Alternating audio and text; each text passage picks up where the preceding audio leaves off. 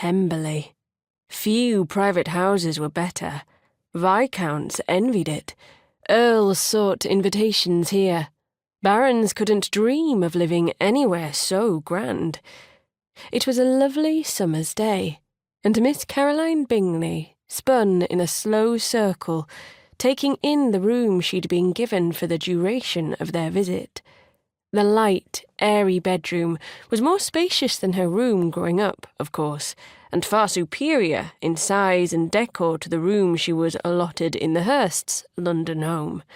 And thanks to her brother Charles and his growing friendship with Mr. Darcy of Pemberley, Caroline was spending a month here. An entire month in decadent luxury, the way she was meant to live.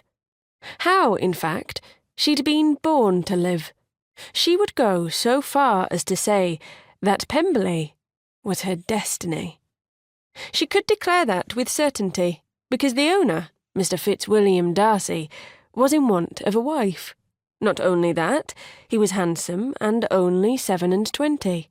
That was old enough to consider marrying for an heir, but young enough to still be a desirable husband. In short, he was perfect. He was also reputed to have 10,000 a year, but Caroline scoffed at that. The number was too round, too convenient. He probably had less. Perhaps the sum was a bit over 9,000 and had been rounded up by rumour, but with tithing, taxes, and a host of obligations required by the wills of ancestors, who were more generous to their old servants than to their own children, he might have only 8,000 a year left. Caroline strode to the window to look out.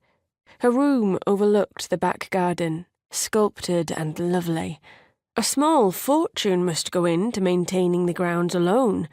Another chunk of Mr. Darcy's 9,000 or 10,000 pounds, but a worthwhile one.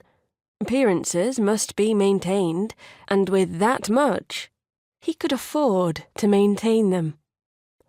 Assuming the rumours of 10 had any merit at all. Rumours lied. She knew her brother Charles was reputed to have 80,000 pounds. That was true, but then people assumed his income was 4,000 a year, which it was not.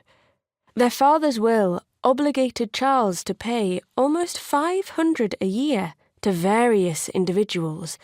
The larger pensions were for elderly people who one could hope would die soon. Not that Charles thought that way. He was genuinely fond of many of the relatives and servants who had pensions, and was always sorry when he learned that someone who received £40 a year had died.